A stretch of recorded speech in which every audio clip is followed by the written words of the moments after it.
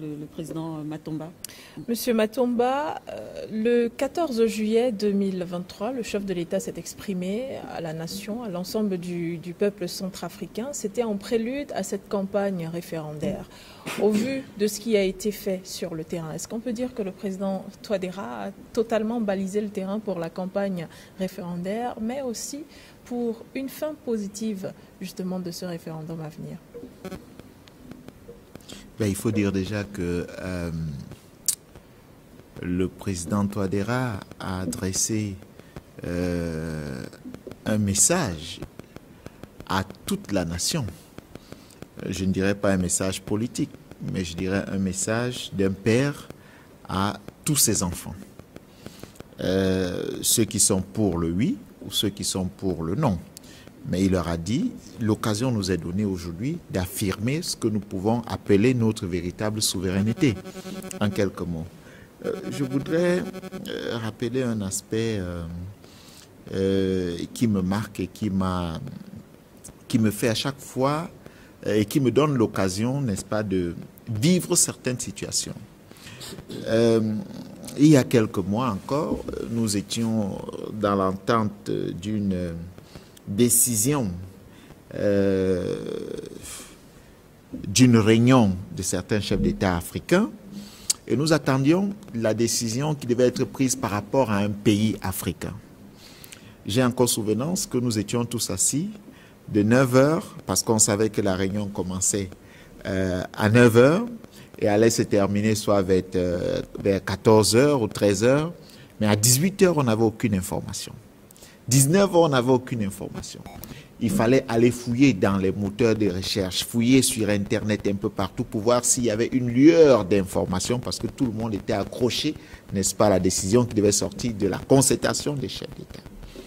Et aujourd'hui, quand on parle, pour amener ça au Centrafrique, quand on parle du Centrafrique, quand vous allez fouiller dans des moteurs de recherche, vous fouillez sur Internet, ce que vous lisez est très curieux. C'est d'ailleurs très dangereux. Parce que vous avez là la certitude que ceux qui parlent du Centrafrique n'y sont pas.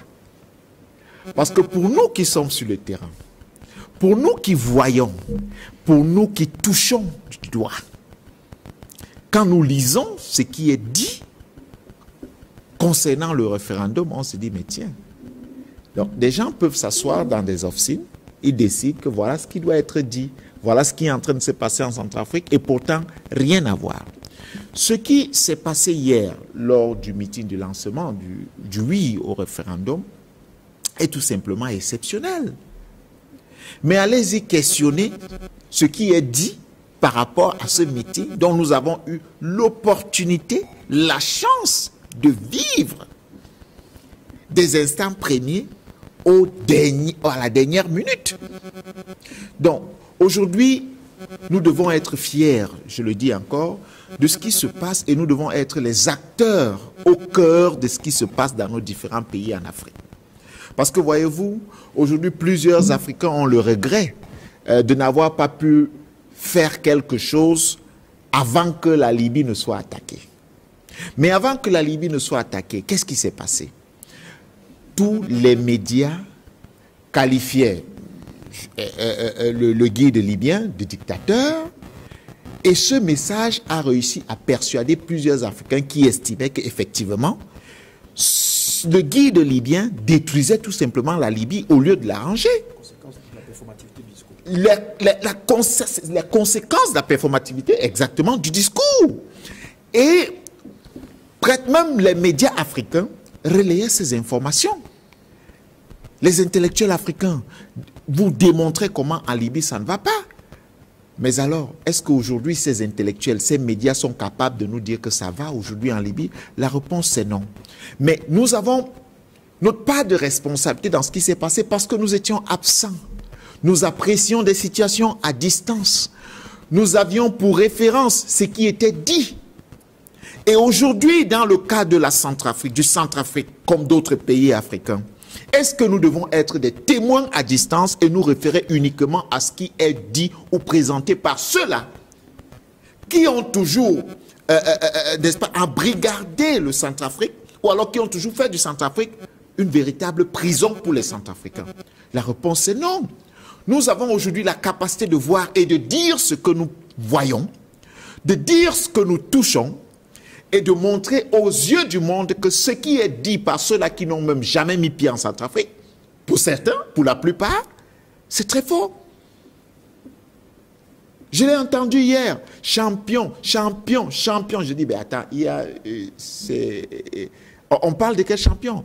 Mais il n'y a qu'un seul en Centrafrique qui est qualifié comme ça, c'est le président Touadéra. Je l'ai entendu à la place du meeting. Quand j'ai vu au niveau où les voitures, les véhicules étaient bloqués, il fallait parcourir pratiquement 3 kilomètres pour arriver au lieu du meeting, sans heurte, tout coordonné. Arrivé à la place du meeting, tout était bien arrangé. Mais vous vous dites, mais il y a quand même que on qualifie ce peuple d'un peuple désordonné, et pourtant ce n'est pas la vérité. Donc nous avons là la possibilité de voir, de toucher, et nous avons le devoir, surtout, de dire ce que nous voyons, de ne pas dire le contraire de ce que nous voyons. Donc aujourd'hui, nous sommes ce que nous allons appeler le regard, les yeux de l'Afrique, les yeux du Centrafrique, les yeux de plusieurs pays africains, et nous avons l'obligation de dire ce qui se passe.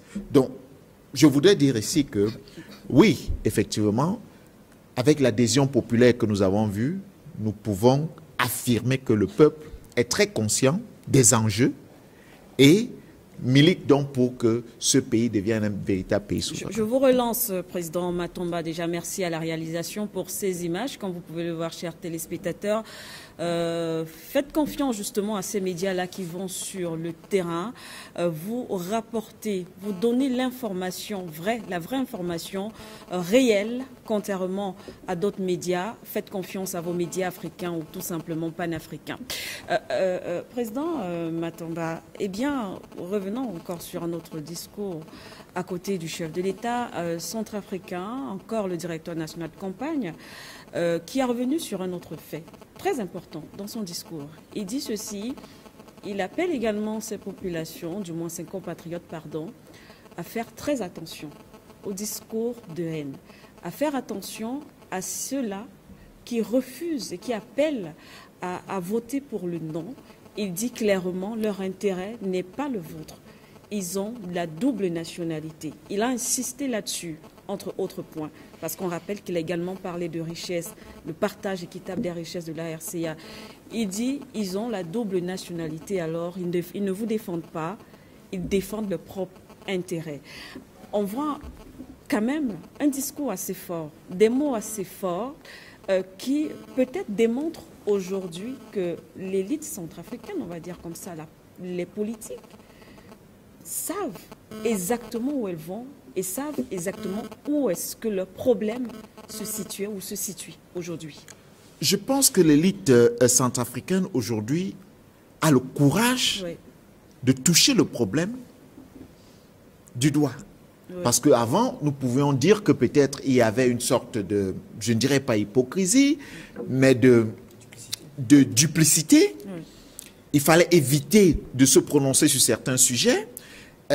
Il fallait essayer de maquiller ou d'utiliser des mots, des beaux mots, et éviter de toucher le véritable problème. Mais aujourd'hui, je crois que l'élite centrafricaine a compris qu'en ayant peur de s'affirmer, en réalité, c'est assumer la destruction du pays. Et l'élite n'hésite donc pas à utiliser les mots qu'il faut, à toucher le problème en son cœur et à dire voilà. Parce qu'aujourd'hui, c'est très vérifiable, Madame Siké. Prenons l'exemple du Cameroun tout près. Vous avez des gens qui ont occupé des très hautes fonctions au Cameroun. D'autres qui ont gagné des très gros marchés au Cameroun. Qui, par des mécanismes de corruption et bien d'autres, ont été arrêtés, se sont retrouvés en prison. Lorsqu'elles se sont retrouvées en prison, ces personnes, qu'est-ce qu'elles ont brandi? Leur nationalité étrangère, particulièrement française. Et la France a demandé qu'on rapatrie, n'est-ce pas, ses citoyens. Ça veut dire que vous avez des gens qui sont chez vous, malgré le fait qu'ils ont la peau noire, qu'ils aient la peau noire, malgré le fait qu'ils aient votre nationalité, ils ont d'autres nationalités. Ils commettent des délits sur votre territoire. Bien évidemment, ils rapatrient ce qu'ils collectent chez vous dans leur pays d'adoption ou dans leur pays d'origine, comme vous voulez. Lorsqu'ils sont indexés ou poursuivis par la justice de façon locale, on vous ressort l'autre nationalité en vous disant non, c'est des citoyens de chez nous, renvoyez-les, les accords que nous avons entre les deux pays, vous n'avez pas le droit de juger nos citoyens parce que nous pouvons nous-mêmes le faire. Et aujourd'hui, dans le discours du chef de l'État, vous avez compris parler du conflit d'intérêts. Tout à fait. Le directeur national de la campagne est revenu dessus. Tout à fait. Conflit d'intérêts. Une haute fonction comme celle de président de la République, rassurez-vous, on n'a pas besoin d'avoir un binational à cette fonction. Donc il est important de toucher du doigt et de comprendre ceux-là qui disent qu'ils ne veulent pas de référendum, mais ce qui est curieux, très curieux, c'est que les mêmes ont hier dit qu'ils voulaient la modification constitutionnelle. Mais lorsqu'on touche donc à ce point, ils estiment que non, il ne faut pas toucher à la Constitution. Elle est très bien comme ça. Elle permet aux Centrafricains de vivre dans de meilleures conditions. Mais c'est de l'hypocrisie totale, madame. Oui. À un moment donné, nous devons nous assumer. Le président a d'ailleurs ouvert une très bonne porte et une bonne fenêtre dans son discours. Vous savez, quand j'ai eu le projet de constitution, je l'ai parcouru, j'ai dit, tiens, cette affaire de double nationalité, finalement, trouve solution. Mais le président ouvre une porte. Il dit, vous pouvez renoncer à votre nationalité d'adoption. Ça veut dire que si vous aimez tant le Centrafrique, vous perdez quoi en renonçant à votre nationalité d'adoption pour rester uniquement centrafricain dans la mesure où vous avez le désir de devenir président. Et puis, madame, oui, c'est quoi être président de la République? Est-ce qu'on se lève juste parce qu'on veut être le numéro 1 pour dire que je veux être président de la République? Président de la République, c'est un projet. C'est un construit. C'est un travail pour l'amélioration des conditions de vie de toute une nation. Ça veut dire que vous ne naissez pas en vous disant l'unique profession que je vais avoir, c'est être président de la République. Si je ne le suis pas, alors je ne ferai rien d'autre. Si vous voulez participer à la construction de votre pays, vous n'êtes pas obligé d'être toujours président. Tout le monde n'est pas obligé d'être président. Vous pouvez être, pour certains, des députés, des élus locaux, des ministres pour d'autres. Vous n'êtes pas tous obligés d'être président. Pourquoi s'accrocher à ce poste? Sachant qu'il y a des obligations.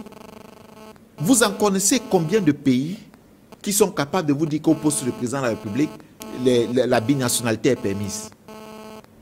Prenez le cas de la France qui est comme une référence. Vous avez lu la Constitution française en la matière? La France, dont justement ses opposants ont d'ailleurs la binationalité. Voilà.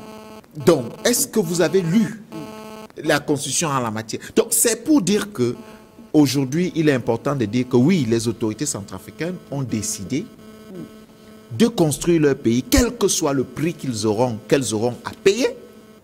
Elles ont décidé et elles ont pris le courage et elles sont sur ce chemin-là. Et nous devons les encourager. N'oubliez surtout pas de vous abonner et d'activer la cloche de notification pour ne rater aucune de nos prochaines vidéos.